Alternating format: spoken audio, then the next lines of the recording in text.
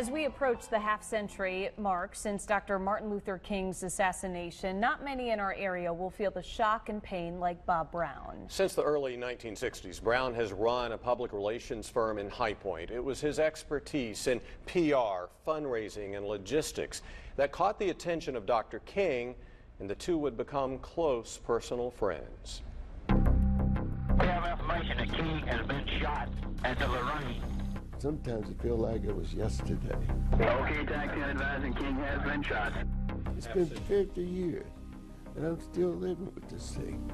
Horrifying images and sounds from a half-century ago, etched in so many memories. So it was a horrible, horrible time in my life. And even today, those memories come back to haunt Bob Brown as he looks over the many pictures in his collection from the 1960s. I had no fear.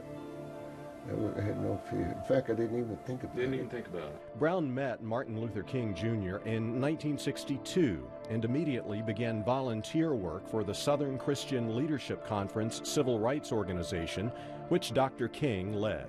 And he said, "Bob, we need your help, man." He said, "We're trying to raise money." He said, "We're scrambling." We started that relationship.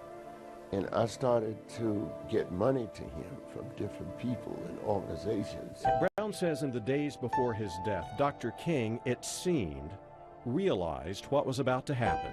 He said, "I can see people following me and the kind of people and how they look in my eyes and the hate." And he said, but he said, "I'm okay." Yeah. He said, "I've connected with God." And he said, "I'm okay." He said, "I'm trying to do the right thing." And doing the right thing on April 4th, 1968, was supporting the striking African-American city sanitation workers in Memphis.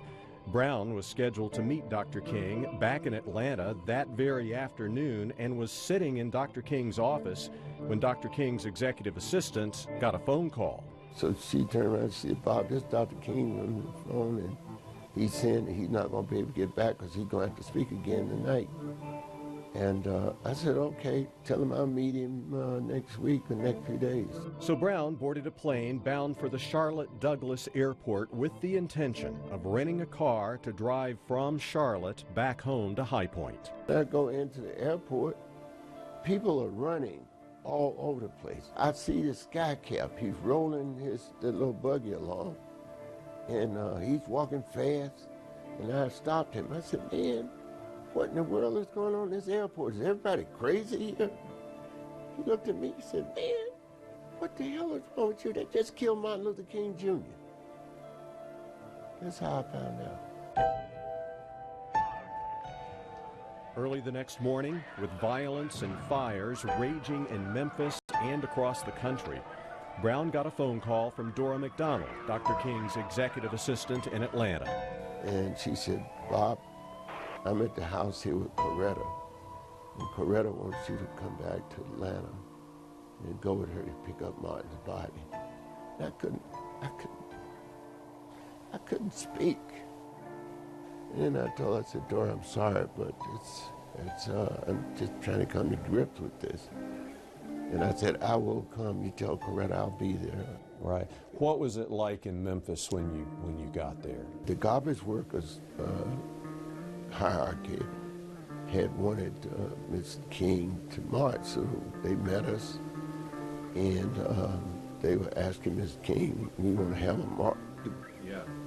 We have a march. We got a march, and we want you to march with us, Ms. King.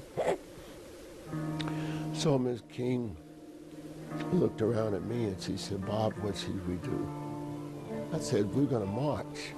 We should march." I said, "That's what Martin wanted us to do." So march they did. This is video of that march in Memphis on April 5th. And if you look closely over Mrs. King's left shoulder, you can spot Bob Brown.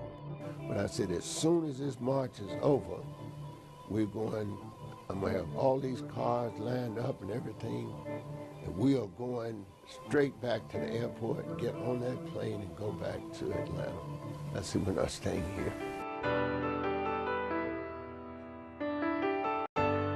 Brown would remain close to Mrs. King in the months and years that followed.